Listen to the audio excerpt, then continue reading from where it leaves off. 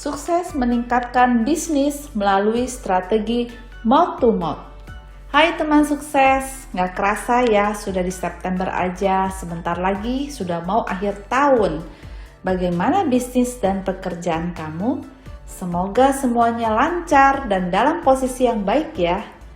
Teman sukses melakukan promosi bisnis memang bisa melalui platform yang beragam, baik bersifat online maupun offline. Nah, strateginya juga pastinya sangat adaptif dengan kondisi dan minat konsumen kamu. Tapi tahu nggak sih bahwa ada satu strategi promosi yang bisa dibilang tradisional, tapi masih sangat ampuh untuk menggait customer saat ini. Ya, strategi promosi mouth to mouth atau dari mulut ke mulut. Strategi promosi ini berkembang dengan sangat baik mengikuti perkembangan teknologi. Strategi mouth to mouth merupakan strategi pemasaran secara organik yang mengandalkan orang secara sukarela mempromosikan produk kita. Walau sekarang juga ada yang melalui sistem endorse dengan term and condition yang disepakati bersama sampai bentuk tersimpel adalah review produk atau jasa. Dan penyebarannya juga beragam. Jika dulu hanya obrolan secara langsung, sekarang bisa melalui sosial media, chat platform, sampai digital channel lainnya. Strategi ini terbukti bisa dipakai di bisnis apapun, baik itu produk maupun jasa. Mulai dari bisnis coffee shop sampai bisnis hotel, mulai dari produk rumahan sampai skala industri. Nah, melalui iklan di berbagai media tentu merupakan hal yang baik untuk mengenalkan produk kamu. Tapi, tahukah kamu karena jangkauan yang terlalu luas dan menyentuh lingkar luar koneksi sosial kita, ada kemungkinan awareness penerima iklan pun menjadi tidak terlalu besar.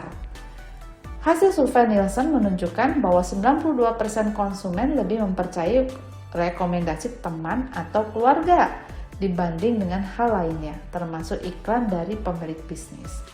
Nah, selain itu HubSpot pun melaporkan bahwa 75% responden mereka di Amerika Serikat tidak menerima iklan sebagai sebuah fakta. Ya, misalnya kamu mengatakan bahwa produkmu bagus dalam iklan. Hal tersebut tidak serta-merta membuat calon konsumenmu percaya bahwa produkmu benar-benar bagus. Mereka butuh trigger lebih dan rekomendasi lebih yang setelahnya akan mereka cari informasinya jika berminat. Selain itu, jika sudah terbentuk secara organik, strategi promosi mouth to mouth bisa jadi lebih menghemat anggaran promosi kamu loh.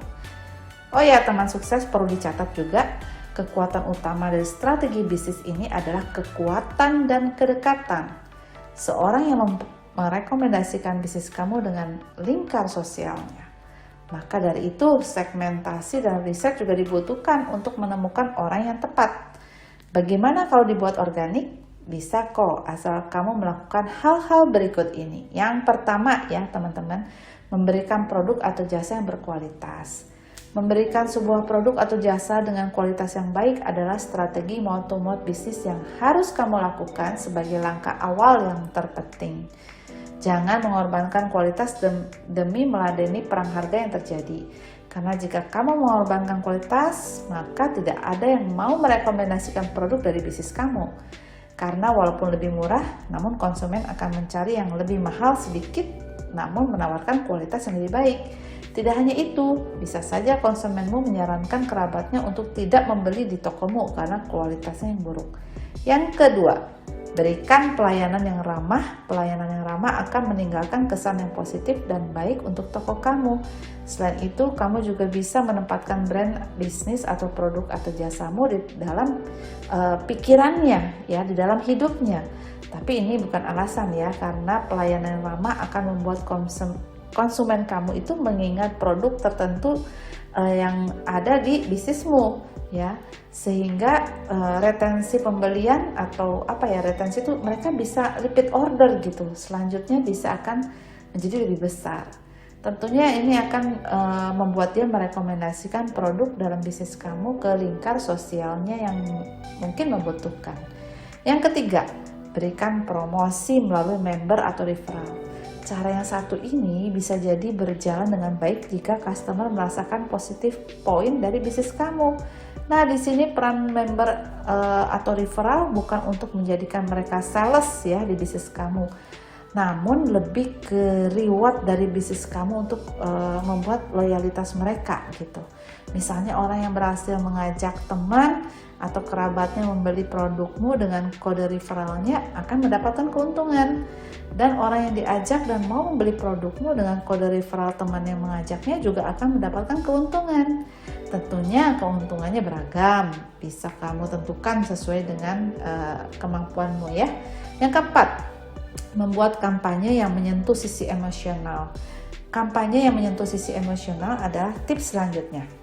Misalnya nih, bisnis tasmu adalah bisnis tas untuk perempuan misalnya. Kamu bisa membuat kampanye yang menyatakan bahwa bisnis kamu peduli dengan bahaya perempuan yang menggunakan tas lempang yang hanya memberatkan satu sisi tubuh. Oleh karenanya, kamu menghadirkan sebuah produk yang menjadi solusinya. Nah, jika kamu memiliki bisnis travel, kamu juga bisa menawarkan misalnya eco-trip dengan membangun kesadaran mereka akan isu lingkungan. Yang kelima ya teman-teman, berikan respon dan reward akan review ya.